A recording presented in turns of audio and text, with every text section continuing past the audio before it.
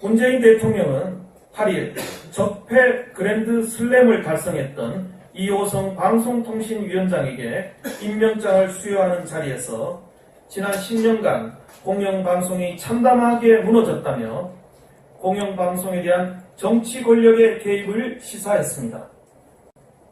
또한 청와대 한 고위 관계자는 이날 언론 인터뷰를 통해 방통위를 통해 자정 기능을 상실한 방송사의 경우 거칠게 다룰 수 있다고 말했습니다.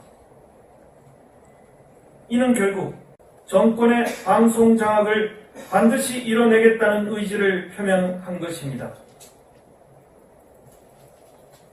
거칠게 다루겠다는 것은 결국 강압적인 수단을 동원하겠다는 협박입니다. 현 공영방송사 사장들이 스스로 물러나라는 시그널입니다. 이처럼 공영방송을 정권 입맛대로 좌지우지하겠다는 것은 헌법에서 보장된 언론의 자유를 침해하는 매우 위험한 발상입니다. 제1야당인 자유한국당은 언론개혁이라는 미명하에 공영방송을 정권의 나팔수로 전락시키는 문재인 정부의 시도에 끝까지 맞설 것입니다.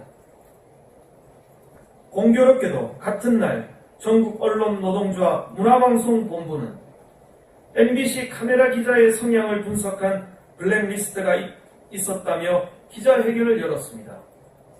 이 자리에서 언론노조는 특정 문건이 마치 MBC 사측이 개입된 블랙리스트인 것처럼 주장했습니다. 그러나 이 문건은 2012년 파업 당시 언론노조로 활동했던 한 기자가 작성한 것이라는 사실이 드러났습니다. 작성자가 본인의 SNS에 이 사실을 스스로 밝힌 것입니다. 해당 기자는 언론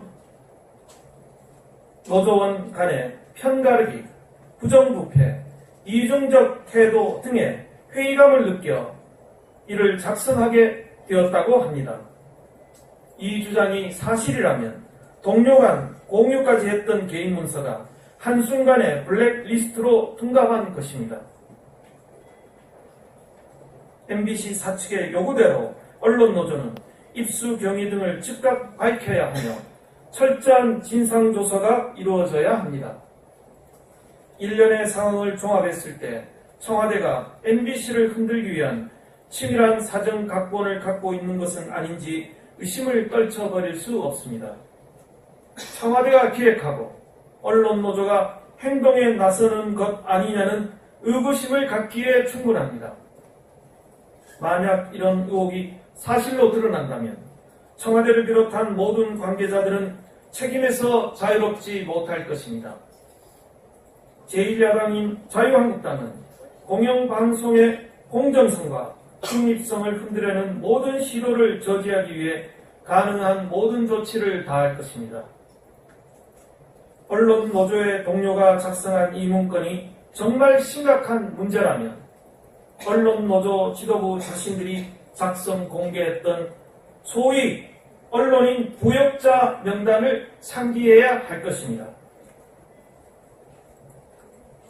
이 명단이야말로 문재인 정부에 바치는 블랙리스트로 명단에 오른 언론인들이 입은 큰 상처를 역지사지하며 사과와 반성부터 하는 것이 선행되어야 할 것입니다.